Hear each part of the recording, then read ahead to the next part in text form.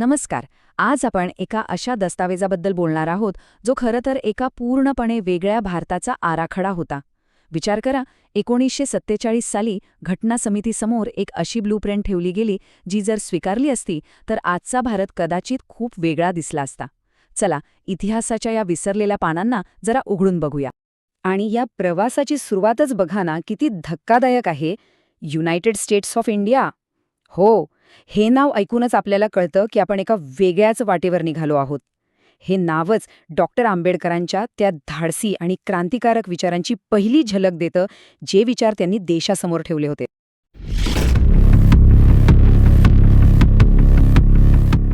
चला, एका क्षणासाठी कल्पना करूया की आपला देश म्हणजे घर आहे. डॉक्टर आंबेडकरांच्या मते या घराचा पाया केवळ राजकीय स्वातंत्र्याच्या विटांनी बांधून चालणार नाही. नाही, तो पाया आर्थिक सुरक्षेचा, आर्थिक समानतेचा असायला हवा. कारण त्यांच्यासाठी आर्थिक लोकशाहीशिवाय राजकीय लोकशाही म्हणजे पोकळ होती, टकलादू होती. आणि हे उदाहरण इतकं जबरदस्त आहे ना, ते आंबेडकरांचा दृष्टिकोन अगदी स्पष्ट करतं. ते म्हणायचे की ज्या माणसाच्या डोक्यावर सतत उपासमारीची आणि नोकरी गमावण्याची टांगती तलवार आहे, त्याला तुम्ही राजकीय हक्क देऊन काय करणार? भुकेल्या पोटासाठी मतदानाचा हक्कपेक्षा भाकरीची हमी कितीतरी पटीने जास्त महत्वाची असते. मग या समस्येवर उपाय काय होता? तर आंबेडकरांनी मांडली राज्य समाजवादाची कल्पना. पण थांबा, हे फक्त एखादं आर्थिक धोरण नव्हतं. नाही, त्यांनी थेट याला लोकांच्या मूलभूत हक्कांचा भाग बनवण्याची शिफारस केली. का? जेणेकरून भविष्यात येणारं कोणतंही सरकार, मग ते कुणाचंही असो, ते हे हक्क सहजपणे काढून घेऊ शकणार. बरं, मग हे प्रत्यक्षात कसं आणायचं? त्यासाठी त्यांनी 3 मुख्य आधारस्तंभ सुचवले. पहिला, देशातले सगळे मोठे आणि महत्त्वाचे उद्योग सरकार चालवेल. दुसरा, विमा व्यवसाय पूर्णपणे सरकारच्याच ताब्यात असेल. आणि तिसरा, जो सर्वात क्रांतिकारक होता, तो म्हणजे शेती हा राज्याचा उद्योग असेल. आता ही जी तिसरी सगळ्यात धाडसी कल्पना आहे ना, तिच्याकडे जरा जवळून पाहूया. या योजनेनुसार काय होणार होतं, तर सरकार सगळ्या शेतजमिनी ताब्यात घेणार आणि जमीन मालकांना पैशांऐवजी सरकारी रोख्यांच्या रूपात भरपाई देणार. मग हीच जमीन गावातील कुटुंबांना एकत्र येऊन सामूहिक शेती करण्यासाठी भाड्याने दिली जाणार आणि त्यासाठी लागणारी बियाणं, खतं, अवजारं सगळं काही सरकार पुरवणार. यातून जो काही नफा होईल तो त्या शेतकरी कुटुंबांमध्येच वाटला जाणार. याचा मूळ उद्देशच होता जमीनदारांची आर्थिक मक्तेदारी समूळ नष्ट करणं. ठीक आहे, तर घराचा आर्थिक पाया तर पक्का झाला. पण या घरात जे लोक राहतायत त्यांना सामाजिक हल्ल्यांपासून वाचवण्यासाठी मजबूत भिंतींची सुद्धा गरज होती, नाही का? आणि याचसाठी डॉक्टर आंबेडकरांनी कायद्याचं एक असं अभेद्य कवच प्रस्तावित केलं होतं. त्यांच्या मते जातीय अत्याचाराचं सर्वात मोठं आणि सर्वात प्रभावी शस्त्र कोणतं असेल तर ते म्हणजे सामाजिक बहिष्कार. हे काही फक्त 2-4 लोकांना त्रास देण्यापुरतं मर्यादित नव्हतं, तर संपूर्ण समाजाला गुडघे टेकायला लावणारं, त्यांना गुलाम बनवणारं हे एक भयंकर साधन होतं. आणि ही काही हवेतली गोष्ट नव्हती.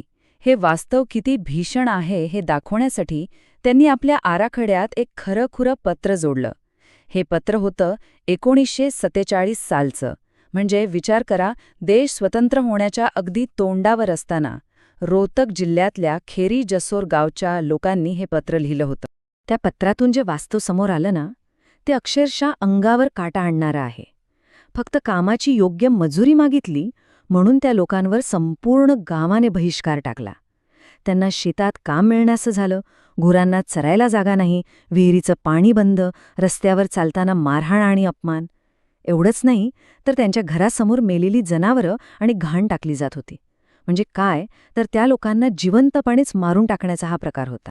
या अमानुष प्रथेला संपवण्यासाठी आंबेडकरांनी एक अत्यंत कठोर उपाय सुचवला. तो म्हणजे सामाजिक बहिष्कार टाकणं हा एक गंभीर अजमीनपात्र आणि दखलपात्र फौजदारी गुन्हा मानला जावा. याचा अर्थ काय? तर पोलीस कोणत्याही वॉरंटशिवाय आरोपीला अटक करू शकतील. आणि तर आता घराचा पाया मजबूत झाला, भिंती उभ्या राहिल्या. आता वळूया घराचा छप्पराकडे. हे छप्पर म्हणजे एक अशी राजकीय व्यवस्था जी अल्पसंख्याक समाजाला केवळ नावापुरतं नाही तर खरंखुरं प्रतिनिधित्व देईल.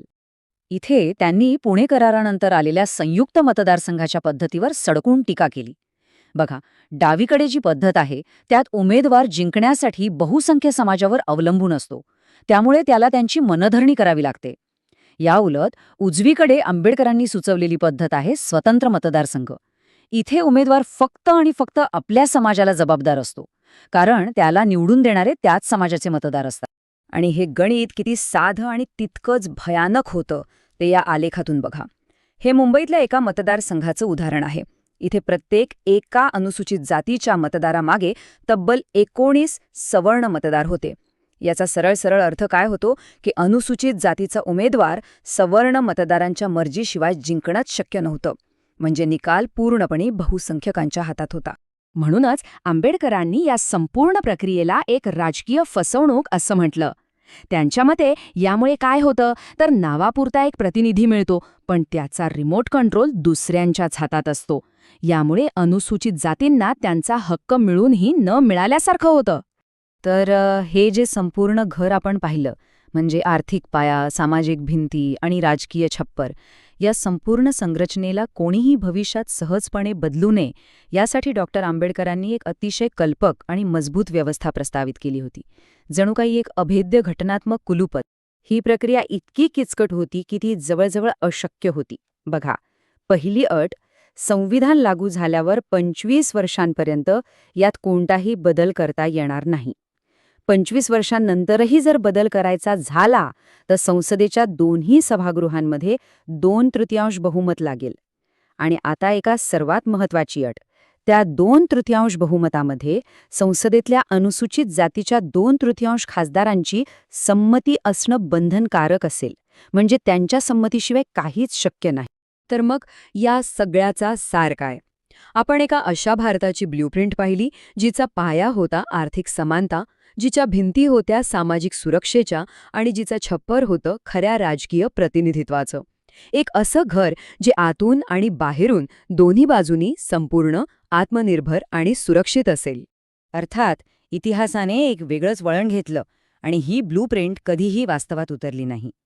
पण हा आराखडा आजही आपल्यासमोर एक महत्त्वाचा प्रश्न उभा करतो. भारताने जो मार्ग निवडला त्यातून आपण नक्की काय मिळवलं? आणि या न स्वीकारलेल्या ब्लूप्रिंटमधली कोणती स्वप्न आपण कदाचित कायमची गमावून बसलो यावर विचार करायला हवा. और ऐसे वीडियो के लिए चैनल को सब्सक्राइब करें, वीडियो को लाइक करें.